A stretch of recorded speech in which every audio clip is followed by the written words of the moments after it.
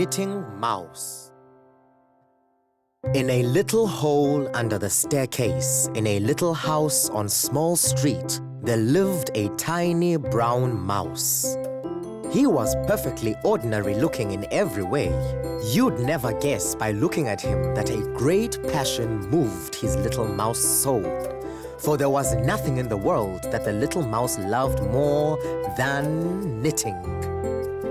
He would cast on and cast off, purling and planing stitches so fast that the needles blurred in his little mouse hands. Mouse's only problem was thinking of enough things to knit and finding enough wool to knit them with. One night, Mouse dressed up warmly in his thickest, wooliest coat and went creeping about the house, searching for scraps of wool and string. He spent hours and hours searching, but couldn't find a single thread. Then, just when he'd almost given up, he spied the most beautiful pitch-black piece of wool that he had ever seen. It was thick and glossy and sort of furry. Gently, gently, he reached out, grasped a strand of the oh-so-silky, silky soft thread and plucked. A deep voice right behind him said, "Yow!" Mouse looked up in alarm, straight into a perfect set of perfectly enormous gleaming teeth.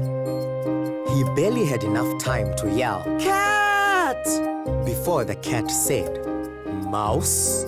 A mouse plucked my fur, interrupted my cat nap to steal my only warm coat on this cold, cold night? Oh, no, no, no, no, no, my little mouseling, you are very brave, but very, very foolish. And you will warm my tummy nicely on this cold, cold night."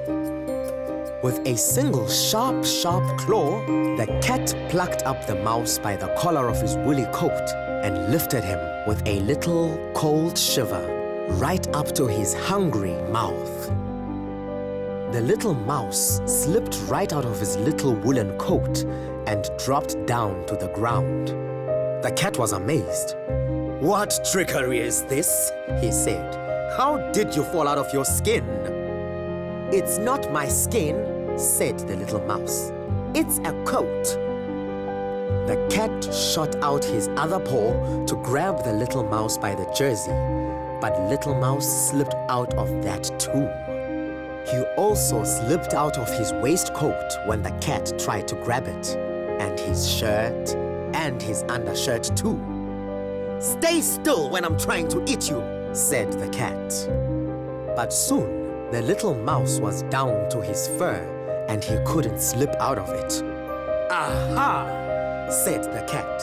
"I have you now, you tricky little mouse.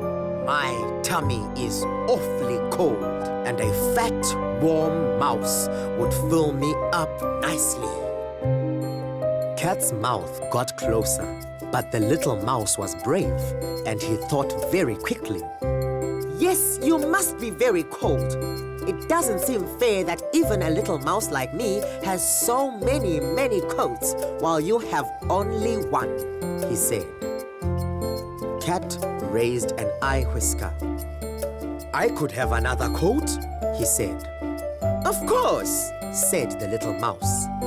"Hundreds of coats, with earmuffs and booties for your cold, cold paws. You see, sir, I happen to be something of a personal heating specialist." Cat put Mouse down. "You know," he said thoughtfully, "I've always wanted some fluffy white socks. Soft like that fluffy white wool in the knitting basket upstairs."